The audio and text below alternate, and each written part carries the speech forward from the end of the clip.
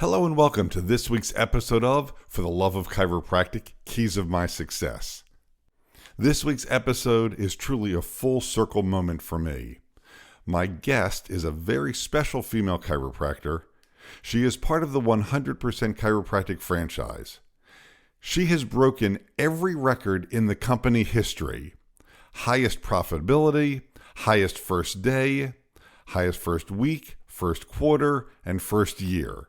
In fact, she grossed over $1 million collection in her first year. She's been featured in Biz Female magazine because she is such a successful female entrepreneur. I hope you enjoy my conversation and interview with the kid next door who grew into an incredibly successful chiropractor, Dr. Sarah Calta. Hello and welcome to Secrets of My Success, part of For the Love of Chiropractic podcast series. On each episode, I'll be interviewing one highly successful doctor or business person, asking them what are their 3 keys of success or secrets they've used to make themselves so highly successful. So let's get started with today's show. So I had the opportunity to catch up with Dr. Sarah Calta by phone. Sarah, are you there? Yes, I'm here. It is so good to be chatting with you, and you and I have known each other for years and years, but we're going to get into that in just a few minutes. So for the benefit of the audience, how long have you been a chiropractor? So I've been a chiropractor it'll be exactly 5 years this December. That's awesome. So you're coming up on 5 years out of school. So as I like to say, let's turn the clock back. And I know the story of how you became a chiropractor, but I want to hear you tell the story because this is a full circle moment for you and I. Yeah, I'm actually excited because I don't know if I probably talk about you multiple times a day because I share my why a lot with my patients. And so how I tell the story every time, which is how I'll tell it now, is when I was around 12 years old, when I was really young, I started having really bad back pain, right? And my dad was at the time very concerned about me. Anyways, ended up losing full range of motion in my lower back, ended up going to like the quote unquote best orthopedic surgeon in the state who told me I had a disc herniation. And, you know, we ended up getting really concerned. At the time, I was trying to be a competitive softball player at University of Maryland. And I had to stop playing my sport because of it. I ended up doing physical therapy for 8 months. Nothing got better. And then I actually ended up having a talk with my dad, who sat me down and basically said, Sarah, you know, I'm worried about your future. Your back isn't getting better. I don't think that, you know, you're going to be able to play softball anymore. Well, apparently, like a couple weeks later, my neighbor, Mr. Robert at the time, I guess you guys had a conversation, and I think you had him show you my MRIs or something. Yep. And you basically forced my dad to bring me to your house because my dad was skeptical of chiropractic and I was little. Yep. And I literally remember you had a table in your house because he wouldn't even take me to your practice, and because he's crazy. And he, after one adjustment, at the time it wasn't that I was in so much pain. My body was in such spasm that I couldn't bend down and touch my toes. I lost that amount of range of motion. And I remember after one adjustment, you were like, okay, touch your toes. And I get emotional talking about it now because, it was life-changing, right? Yeah. And it's so cool because now I do that for my patients. And I regained range of motion in my back. I ended up being able to play, Division I softball, University of Maryland. I got to wear my dad's number. And if it wasn't for you, I wouldn't be here. So it's crazy. And so now I tell all my patients that story. I have specific techniques in my office that allow me to focus on disc health and preventing degeneration and helping people that were hopeless like me and need a chiropractor to pull them out of it. So, I've never told you that story. So glad it's recorded now of me getting emotional. But, so that's why I'm a chiropractor. And then I ended up going to Life University, which I'm so happy about, because when I graduated high school, you basically were like, well, you got to go to Life or you got to go to Palmer. And your daughter just graduated from Palmer, and that was cool because she got to see my practice. And I ended up picking Life, which is an amazing school because it further taught me why I'm a chiropractor and the philosophy of chiropractic and,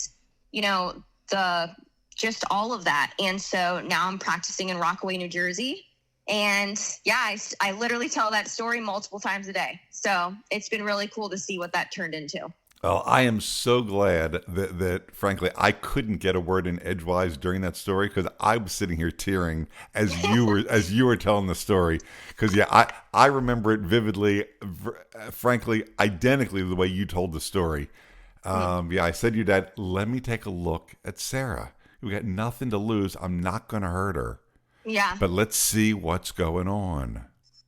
So crazy. Yeah. All right. So now there's a gap, and the gap is in between. So you played D1 softball, fabulous, and and I'm a Terp. I went to College Park, University of Maryland, also. And then you went to Life University, and I was thrilled with your choice because I really thought that you made a great choice because I think Life is one of the great schools in our profession. And now you're a huge successful practitioner, but there's a gap in between that we haven't talked about.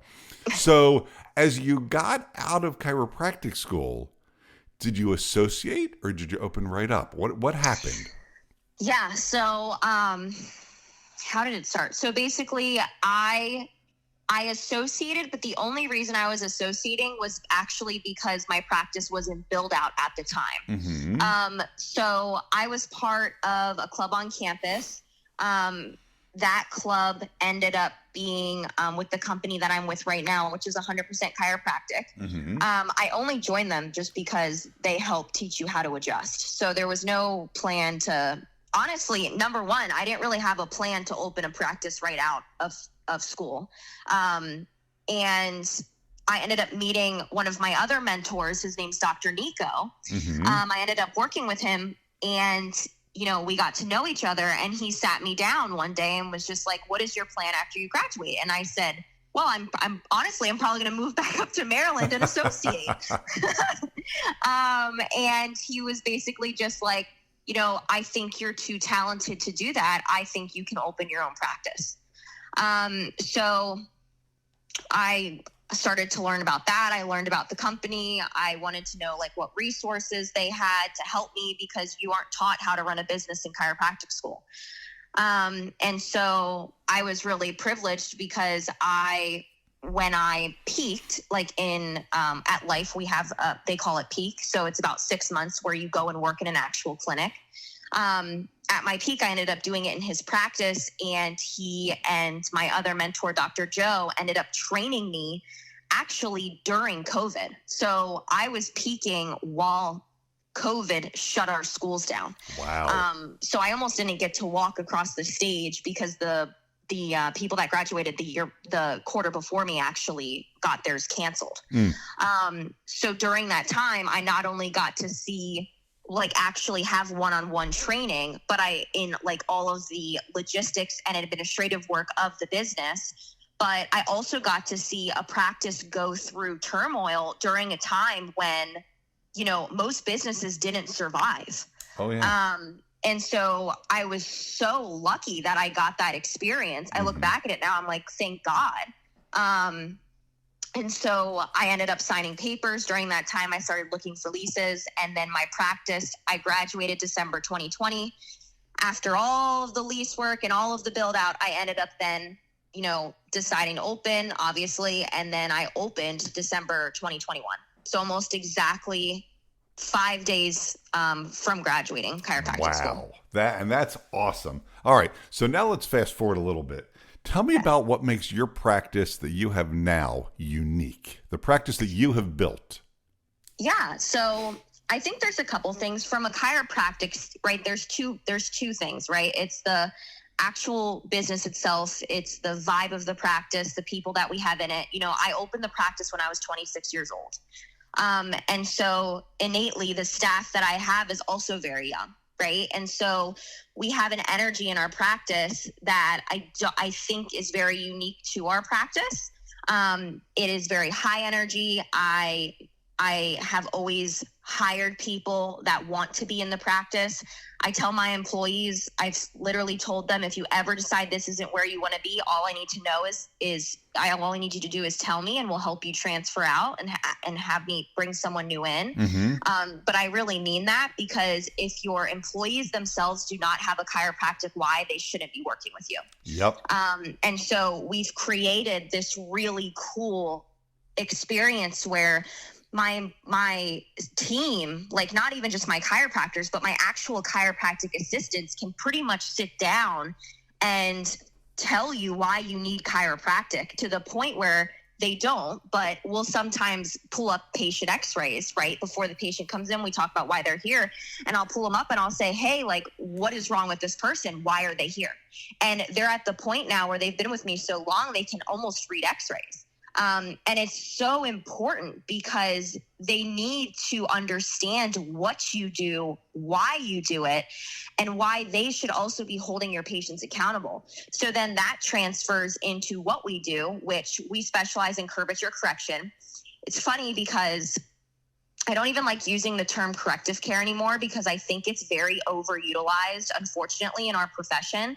And what I mean by that is because from my experience practicing, I have patients come into my practice that are like, oh, I've done corrective care already. And I'm like, okay, well, what did that look like for you? Right. And they're like, well, they took x-rays in the beginning, and then I got adjusted 3 times a week, and then 2 times, then 1. And then they said I was better. And I was like, okay, well, what devices were you using at home for traction? What exercises were you doing? Did they take follow-up x-rays? And almost 90% of the time, chiropractors are doing corrective care and they aren't taking follow-up x-rays of their patients. And so that's something that's unique to our practice, is we take follow-up x-rays when patients decide they want to do curvature correction. When they decide that is something that they want, we will take x-rays. Our soonest x-rays are actually in 6 weeks of them starting care. And so it's a really cool experience, because my practice is about empowerment, because we will sit down with patients, we will explain to them how to read their own x-rays, and then I give every single patient, which a lot of doctors will not do, but I give every patient the question of, do you want to come in and just focus on your symptoms and come in when you can? Or do you want to actually do curvature correction and have me take follow-up x-rays and give you a care plan? My recommendation is this, based on your health goals, but is this something that you are ready to commit to? And then we have follow-up at those x-rays. We then sit down, we have follow-up conversations with them. We hold them accountable. We say, these are the things that were in your care plan. Are you abiding by them? And it's really about the patient understanding why they chose this, why chiropractic is important for them, and why it is a long-term fix and not just another form of pain management. So we're very philosophical in that as well. We teach about subluxation and why this is about the nervous system, and why your spine should be straight and you shouldn't have scoliosis, and why you should have the 3 curvatures in your spine, because it takes pressure off the nervous system. And all of that is communicated to every single patient that walks through my door. It is amazing. You said about a half dozen things just now that we could easily spend a half hour talking about each one of those. So powerful. You're talking about the chiropractic why of your associate doctors and the chiropractic why of your CAs. That you want them in the practice because they want to be there, not because you need them to be there. Yeah, of course, we all need staff. But staff who understand and are on board with your mission, the mission of the office, fill in the blank, whatever that is specifically. That's just 2 of the things that just jumped out at me listening to you talk and tell the story. Absolutely unbelievable. Thank you. No, yeah, it's a really cool experience, and it's a privilege to have staff. So it's been great. Right. So you talk about the vibe of the office, because of your younger age and compared to my age, obviously, and and your staff's age, as well as the empowerment that you give to your patients, because it's their health. They get to decide. And just as everybody, they need to have good information to make a good informed decision, and you give them all of that. and then you help them with how they want to be helped. Yeah, absolutely. And in today's society, in today's medical field, that's such a unique thing in itself. And it's not, I know that part is not just our practice. That's all a lot of chiropractors. And it's just about being the doctor that listens to people. Exactly. People aren't heard anymore, and they're told what they need. And half the time, doctors don't even let people ask questions. I've had patients tell me they got upset because they questioned the medication they were prescribed.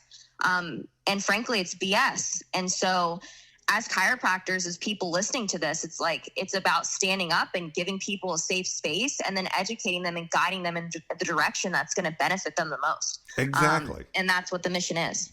Exactly. And I love your mission, and I couldn't agree with you more. So I want to start to pivot into the focus of our interview, which is called 3 Keys of Success. So you've been incredibly successful so quickly in your career, which is just beautiful. And I love watching and being a cheerleader on the side because, again, I've known you since you were a kid. So as we start to talk about those, what would you say your first key of success that you want to share with the entire listening audience, the entire world? Yeah, absolutely. So the first one is absolutely, without a doubt, having a growth mentality. And it's funny because I feel like most people probably say that, but it's understanding what that truly means. What does it mean? Having a growth mentality means every single aspect of your life, at some point, you can learn something from it. Being a leader, having to lead a team, right? It's understanding that you don't know everything. You will never know everything, whether you've been in practice for 1 year or you've been in practice for 40, right? Mm-hmm. If you at any point stop learning, then you are not only doing a disservice to yourself, but you are doing a disservice to the people that you come in contact with. I genuinely believe that. So as soon as I opened this practice, I didn't know what to do. You try, you learn from mentors, you write down the things that your values, you do your best, but it's every single day I'm learning something. And the thing is, though, is you have to like that. Because if you're someone that wants to be a know-it-all and you want to feel comfortable, you will never achieve that, in my opinion, in a growing business, right? And so also being humble enough, part of growth mentality is you have to have humility, right? Mm-hmm. And so when I have conversations, whether they're good conversations or hard conversations with employees specifically, I think this is even more important when you're a leader. Being able to be self-critical in the sense of okay, how could I have come to that conversation in a way that would have gotten maybe a better outcome, right? And having to look at that and have a really hard, come to God moment with yourself of maybe I didn't show up in my best self in that moment.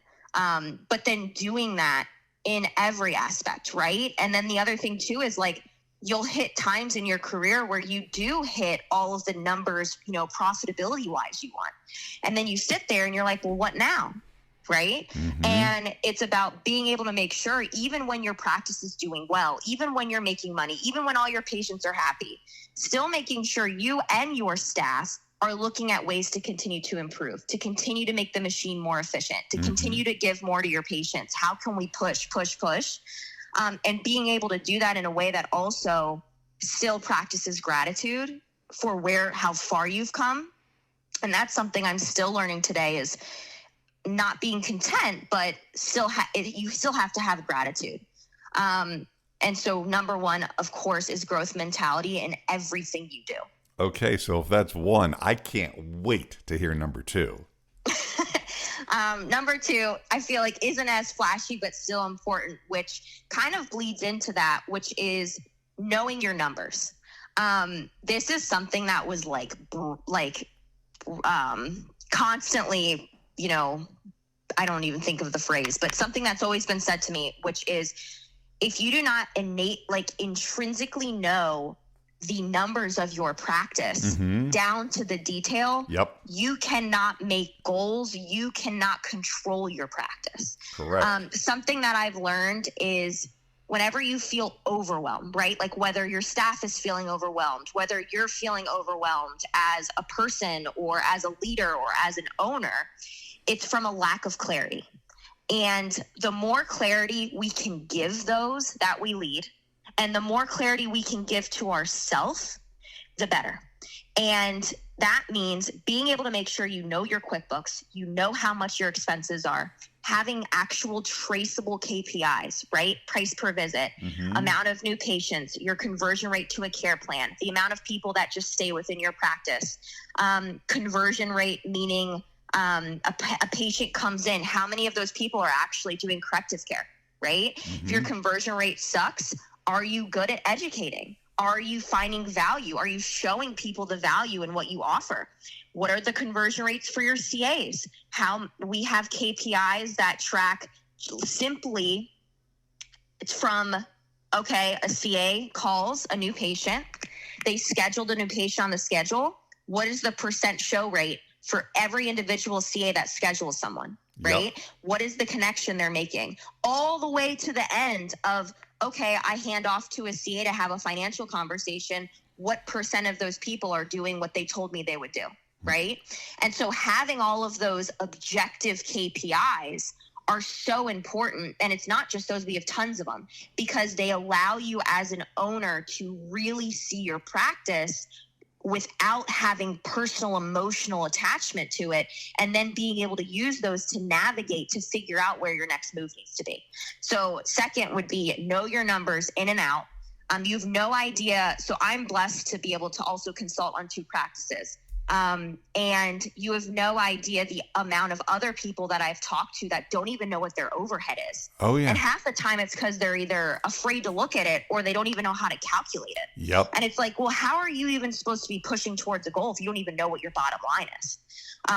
So really it's knowing your numbers, because without that, you don't even know if you are hitting anything. So how do you even know if you're successful if you don't even know what you need to do to be baseline? You know, and I love the way that you said it, the way that I've said it for years and years. Record keepers are record breakers. Whether you're talking about business, if you're training for a marathon, I don't care what it is. If you look at what you've done before and you want to do better, you got to know exactly where you were so you can do better next time. Absolutely. Yeah, absolutely. Okay, so again, I'll say wow.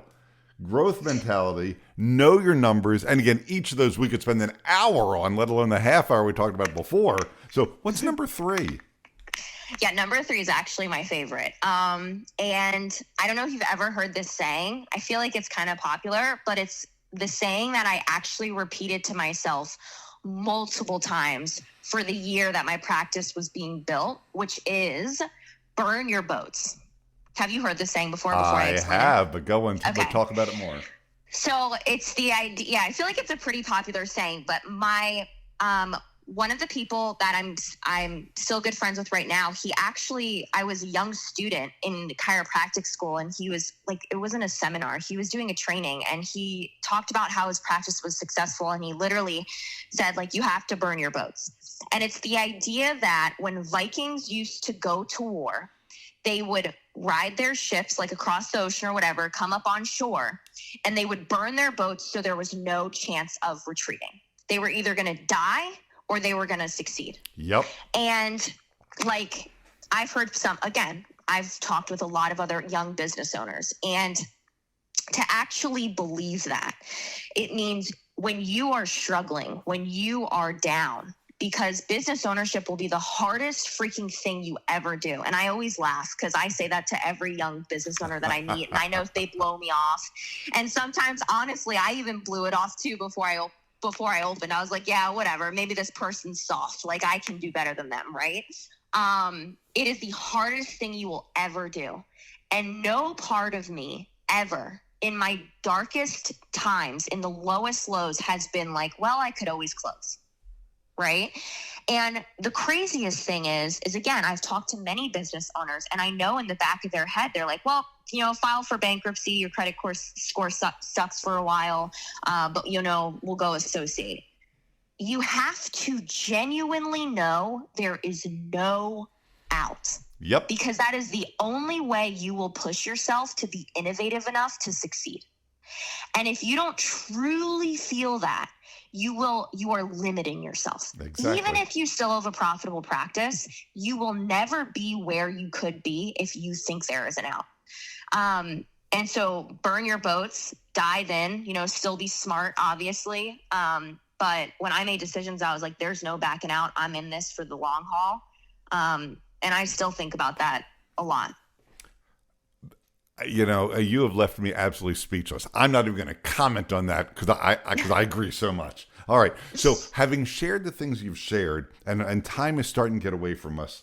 Oh, sorry. So no, it's perfect. So you've really given just a beautiful understanding of who you are and how business is. I'd like to hear your definition of business success. Yeah.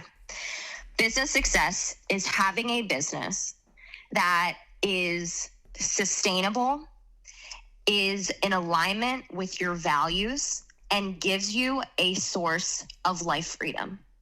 And it's so funny. I know I've been talking a lot, but I say this all the time because when I first opened, we opened and we broke all the records, right? We were extremely profitable. I blew my own mind, okay? And I'm sitting there and I'm not only almost feeling a source of almost not even lack of motivation, but almost like what now? Like I have my whole life. But also I looked at it and I realized I was very unhealthy.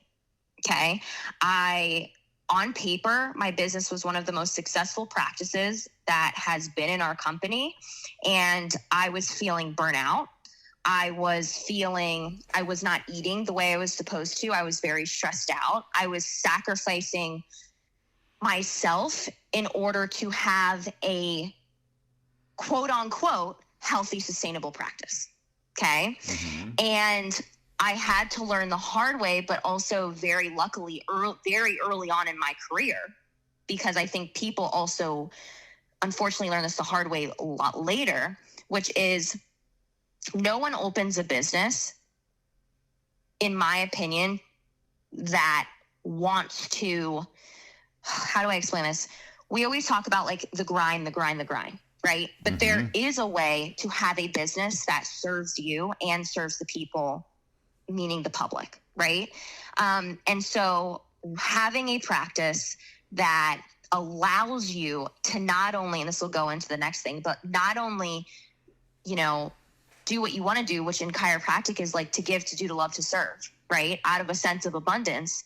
But we always forget out of the sense of abundance part, which is you can't pour from an empty cup. So if you have a business that's super profitable, but you're sacrificing yourself and your happiness and your peace for that, then you need to look into your systems and you need to look into the people you have working there and your schedule and the things that you need to do to be able to create an actual sustainable business that is not only profitable, but also healthy for you. And because now you have to be able to be sustainable. Right. Now I want to ask the second half of the question, which is, so what is personal success to Dr. Sarah Calta? No. Ready? To Yeah. Sarah Calta. Yeah.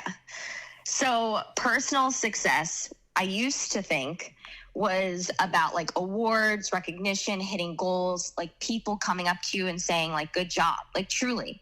But now it really just means being able to show up as my best self for the people around me, right? I take pride knowing that I ran a team meeting and I was a leader that I would have been proud of to be led by, right? I take pride in knowing, hey, the office might be up in shambles. I have to do X, Y, and Z, but I have enough compartmentalization and I've created a life and a schedule where I'm still going to go out to dinner with my husband and we're not going to talk about the office and we're going to focus on our relationship. And that's what's important to me right now, right? Like I can still, call my friends. I still have the capacity to be a good person in every aspect of my life and feel fulfillment out of things that aren't tied to my career. Have hobbies, be able to do what I want to do because I created and grinded so I could have a practice that can run without me being in it. and still have a practice that not only aligns with my personal values, but also then live outside of the practice with those same values. And when you have a practice that consumes you, it doesn't allow you can lose yourself. And it took me last year. I actually have a business coach now who has helped me. And she said, write down your values. I was like, I felt like I barely could at the time. And then she goes, and write down all your hobbies. I said, what do you mean my hobbies? Like, that sounds so stupid. I'm like, I'm talking about X, Y, and Z. Why are we talking about hobbies right now? She goes, because if you're not taking care of yourself, then what is the point of all of this? Yeah. Sometimes that's called the wheel of life exercise. Yeah.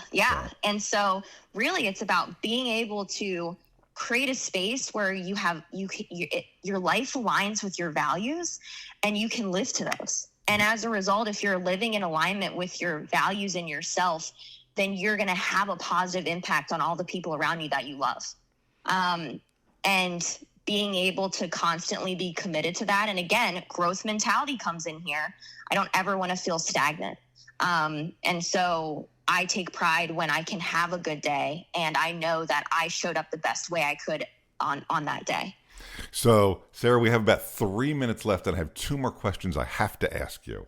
Yes. So my question is, if a doc is just getting out of school right now, or they've been in practice for a while and haven't found success yet, is it still possible here in today's world, 2025, to start a successful practice or become hugely successful today?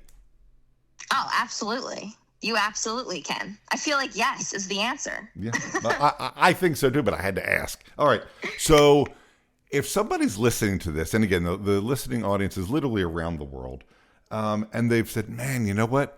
This doc knows what she's talking about. Like, I am super inspired, but I don't know what my first step is.